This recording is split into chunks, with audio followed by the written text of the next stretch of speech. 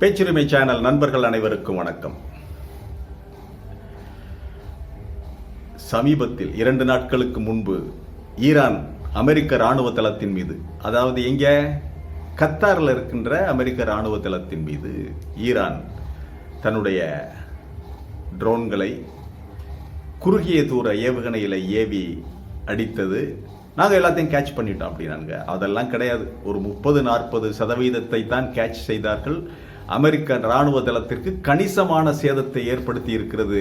இதிலே ஒரு கவனிக்க தகுந்த விஷயம், எங்க மேல குண்டு போடுங்க அப்படின்னு சொல்லி அழைப்பு விடுத்தது. பாக்கு வச்சதே கத்தார் தாயா, வெத்தலை பாக்கு வச்சு அழைச்சதே கத்தார் தான். ரகசியமா நீங்க அடிச்சுட்டு போங்க, இவங்க தொல்லை தாங்க முடியலைன்னு கூப்பிட்டது இவங்க தான். எதற்காக கூப்பிட்டார்கள், ஏன், என்ன விஷயம், அமெரிக்கா இங்கே எப்படி நடந்து கொள்கிறது என்பதை பற்றி தான் பார்க்க போகிறோம். இது வாய்ஸ் ஆஃப் தமிழ் வழங்கும் பேச்சுரிமை சேனலை சப்ஸ்கிரைப் பண்ணுங்க, மறக்காம பெல் பட்டனை அழுத்துங்க. நான் கல்ஃப் கண்ட்ரீஸ்ல இருந்திருக்கிறேன், வேலை செஞ்சிருக்கிறேன். அதனால் எனக்கு ஓரளவு அங்கே உள்ள சூழ்நிலைகள் தெரியும். தொடர்ந்து அவதானிக்கிறோம் இல்லையா.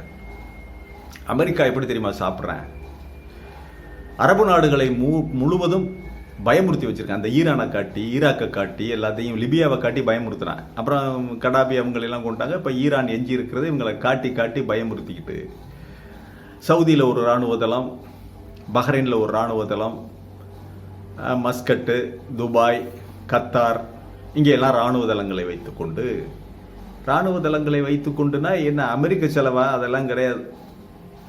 அந்த இராணுவ தளத்தில் இருக்கின்ற அமெரிக்க இராணுவ வீரர்களுக்கு சம்பளம் அந்த நாடு கொடுக்க வேண்டும். சவுதினா இருந்தால் சவுதி, கத்தாரா இருந்தால் கத்தார். அங்கே இருக்கின்ற ட்ரக்குகளுக்கு மாதம் வாடகை, கவச வாகனங்களுக்கு வாடகை, டேங்குகளுக்கு வாடகை, F-16 F-35 விமானங்களுக்கு வாடகை, இவ்வளவையும் அழுகணிய. சுடாத துப்பாக்கி, ஓடாத கவச வாகனம், இதுகளெல்லாம் கொண்டாந்து நிரப்பி வச்சுக்கிட்டு, எண்ணிக்கையை வச்சுக்கிட்டு, இவங்களையும் வச்சுக்கிட்டு, இவங்களுக்கு சாப்பாடு செலவு, அது இது சாப்பாடு எல்லாம் கம்ப்ளீட். இவர்கள் மாதம் கப்பம் கட்டி கொண்டிருக்கிறார்கள். இது வேறு வகை கப்பம், தாங்க முடியல கத்தாரால. நல்ல செய்தி, இஸ்ரேல் அமெரிக்க இராணுவ வாகனங்களை, அமெரிக்க ஆயுதங்களை உக்ரைனில் ரஷ்யா அடிச்சு வீழ்த்திட்டேன். இஸ்ரேலில் வச்சு அயன்டோமை ஒரு வழி பண்ணிட்டேன். இவங்க அயன்டோமை காட்டியும் பயமுறுத்துறது. இவங்கள அயன்டோமையை அடித்து காலி பண்ணி விட்டார்கள். ஹிஸ்புல்லா, ஹமாஸ் தொடங்கி வைத்தார்கள், வெற்றிகரமாக நிறைவேற்றியது ஈரான். இப்ப சவுதி, கத்தார் இவர்கள் எல்லாம் தங்களுடைய மனக்குமரலை வெளிப்படையாக கொட்ட ஆரம்பித்திருக்கிறார்கள். எத்தனை வருஷத்துக்கு தான் இவங்களுக்கு போடுகடம் போடுறது, எத்தனை வருஷத்துக்கு தான் இது பண்ணுறது அப்படின்னு நேர காமெடிக்கே ஃபோன் போட்டு பேசிட்டாராங்க கத்தார் ராஜா. தாங்க முடியலைங்க. ஓடாத கவச வாகனம், சுடாத துப்பாக்கி, துரி பிடிச்ச பீரங்கி, பறக்க முடியாத பிளேனு, இதையெல்லாம் ட்ரெய்லராக கொண்டுகிட்டு வந்து இறக்கி வச்சுக்கிட்டு, அந்த விமான தளத்தை மிகப்பெரிய இடத்தையும் பிடிச்சி வச்சுக்கிட்டு, அந்த இடத்துல எல்லாத்தையும் வச்சுக்கிட்டு சௌகரியமாக வாடகை, தண்ணி நாங்கள் ஃப்ரீயாக கொடுக்கணும், சாப்பாடு கொடுக்கணும், இவங்களுக்கெல்லாம் சாப்பாடு, யூனிஃபார்ம், அவங்களுக்கு சம்பளம். அதன் பிறகு இந்த வாகனங்களுக்கு டீசல் போக்குவரத்து எல்லாம், இந்த டீசல் கணக்கு எழுதுவானுங்க, பெட்ரோல் கணக்கு எழுதுறது, பயிற்சி செய்கிறத அப்புறம் எழுதி அதுக்கு ஒரு கணக்கு, இப்படியெல்லாம் போட்டு மாதம் எங்கள்கிட்ட மிகப்பெரிய தொகையை வசூலித்து கொண்டிருக்கிறது அமெரிக்கா. நீ அடிச்சைனா நாங்கள் பேசிடுவோம். அப்போ அந்த உங்கள்கிட்ட தான் இங்கே தெரிஞ்சு வச்சு, அந்த அடிச்சிட்டானே, என்னத்தை பண்ண, திருப்பி என்னத்தை பண்ண, அடித்தான்ல, உடைச்சிட்டான்ல, நீ இருந்து என்ன பயன்? நாங்கள் சாட்சிக்காரங்காலில் விழுகிறத விட சண்டைக்காரங்காலில் விழுந்துடுறான், அவனுக்கிட்டே சமாதானமாக போய்க்கிறான் அப்படின்னு சொல்லி நாங்கள் மாதம் தண்டம் அழுவதையாவது நாங்கள் எங்களுக்கு இதில் இருந்து நீங்கள் தான் விடுவிக்க வேண்டும் சகோதர முஸ்லீம் நாடுன்னு இப்போ தான் அறிவு போய் காலில் விழுந்திருக்காங்க ஈரான்காலில். அவர் காமேனியும் பெரியவரும் பார்த்தாரு, இதுதான்டா நமக்கு சந்தர்ப்பம், பாக்குவத்தில் வச்சுட்டாங்க. வடமாடு முஞ்சோருக்கு மாடு இப்படி வீரர்களுக்கு, மாடுகளுக்கும் பாக்குவத்தில் வைக்கிறது மாதிரி கத்தார் போய் அவருக்கு ஈரான் அதிபரிடம் கும்பிட்டு விழுந்து, தயவு செய்து குண்டு போடுங்க, இங்க தலையில போடுங்க, கத்தாரில் வேற எங்கேயும் போட்டுறாங்க. இப்போ கத்தார் தன்னுடைய இறையாண்மை பாதிக்கப்பட்டு விட்டது, கத்தாரனுடைய இறையாண்மையை ஈரான் மீறி விட்டதுன்னு ஏதாவது சொன்னாங்களா? சொல்லலை. கத்தாருடைய இறையாண்மை போய்விட்டது, பறி போய்விட்டது, உடனடியாக நாங்கள் திருப்பி அடிப்போம், படையம் எடுப்போம், எதுவும் சொல்லலை.